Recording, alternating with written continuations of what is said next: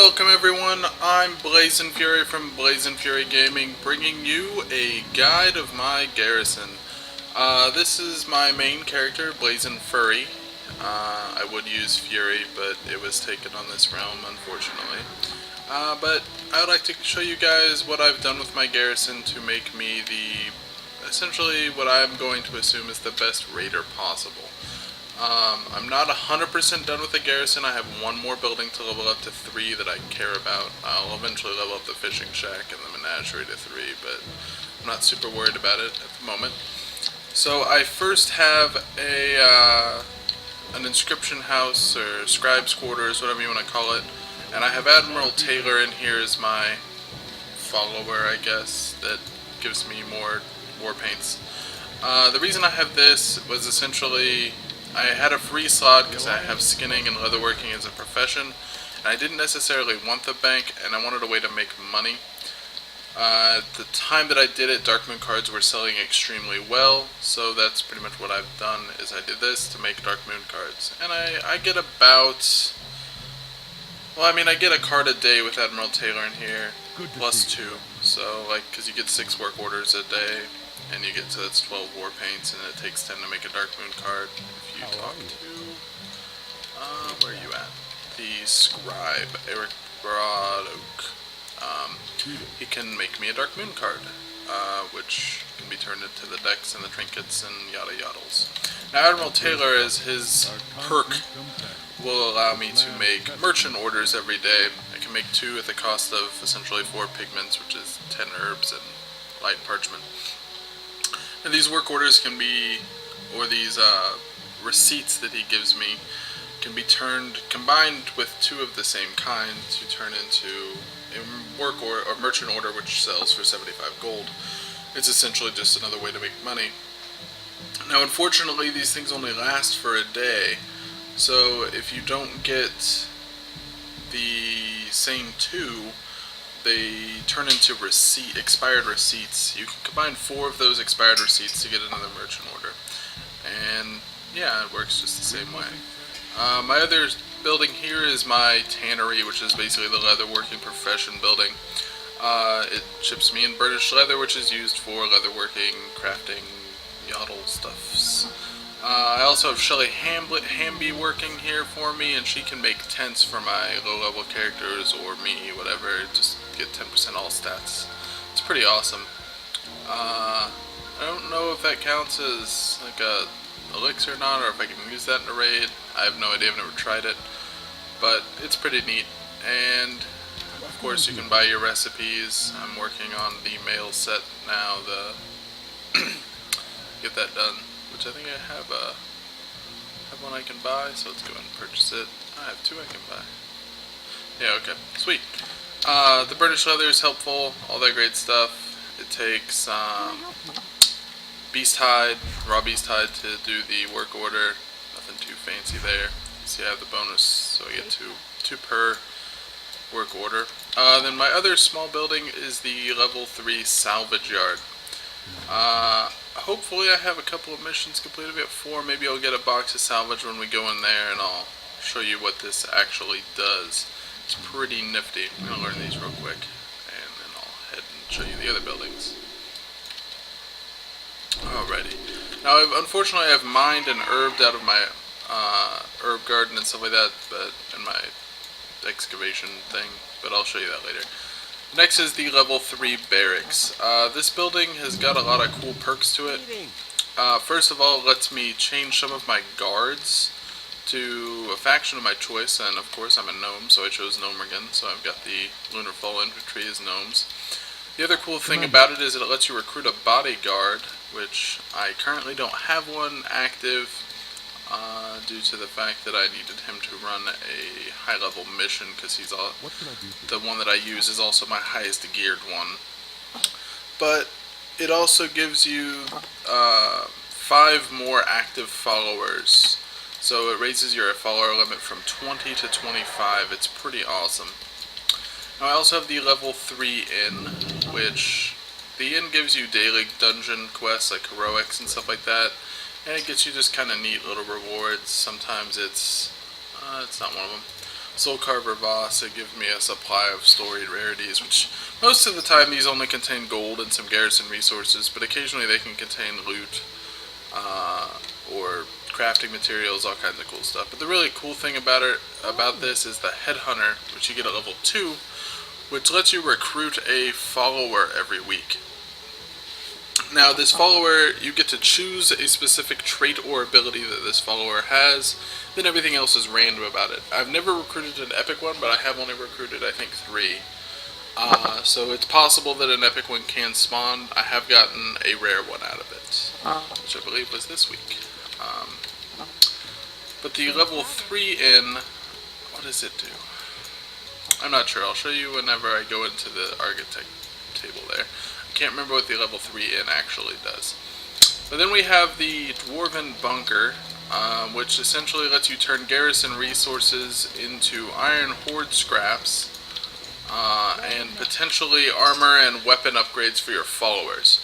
Now, I don't have this going because my garrison resources are kind of sparse on this character. I still have one more building I need to level up, so I gotta kind of save up for him.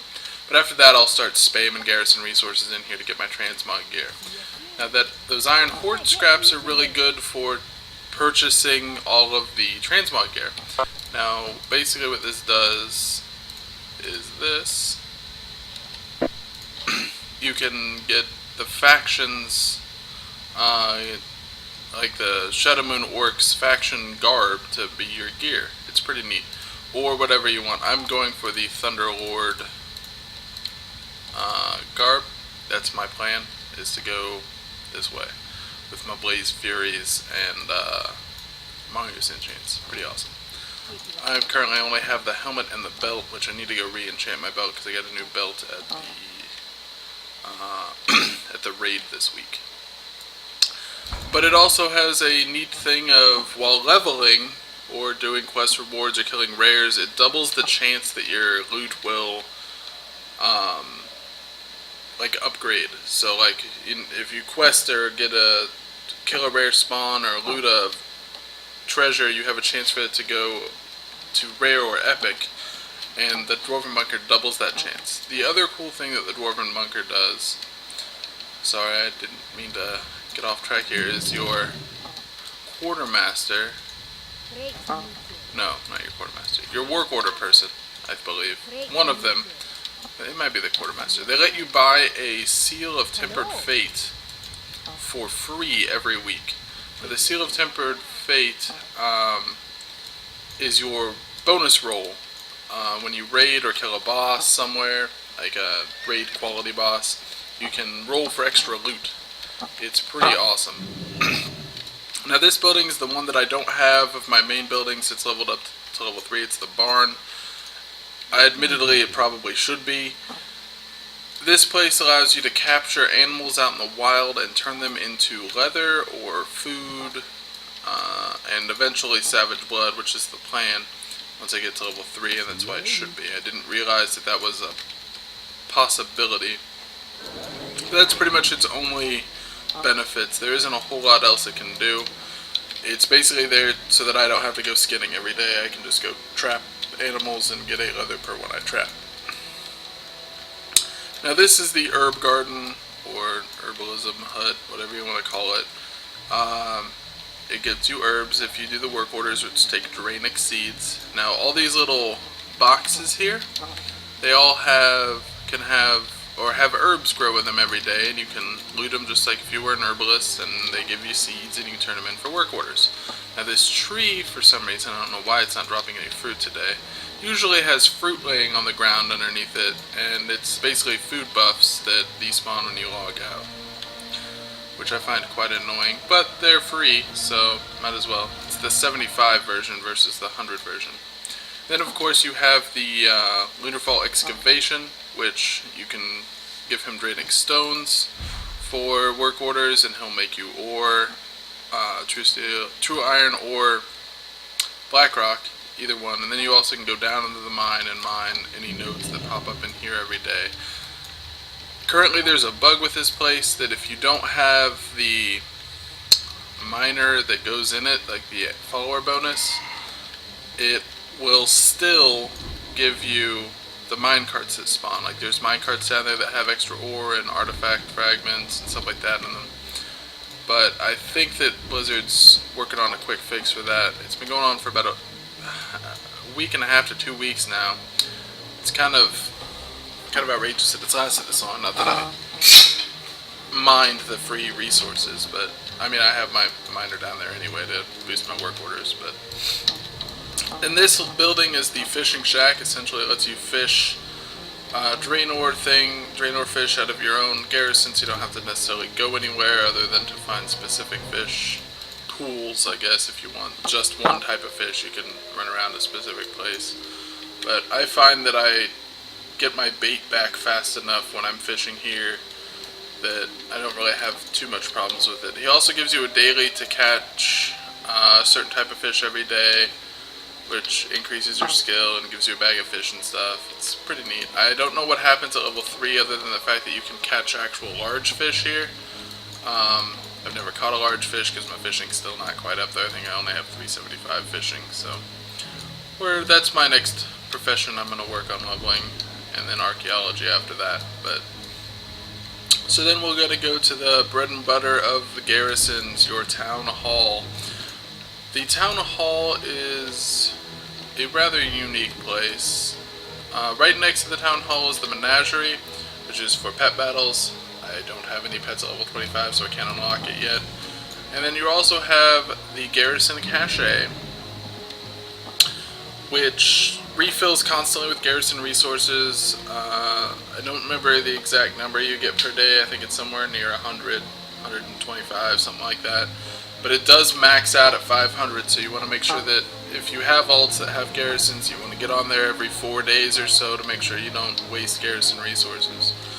Then also Sergeant Crowley here, if you kill enough monsters of the same faction or bad guys of the same faction, they will want to attack your garrison, and he will give you a quest whenever it pops up and tell you that you have a garrison invasion quest, which I do have. I've done one this week, and I'm going to attempt to do this one tonight. I might record it just for prosperity's sake to show you guys kind of how to do it, but it's pretty neat. So let's head inside. You get your little mailbox. Oh, I do have an item.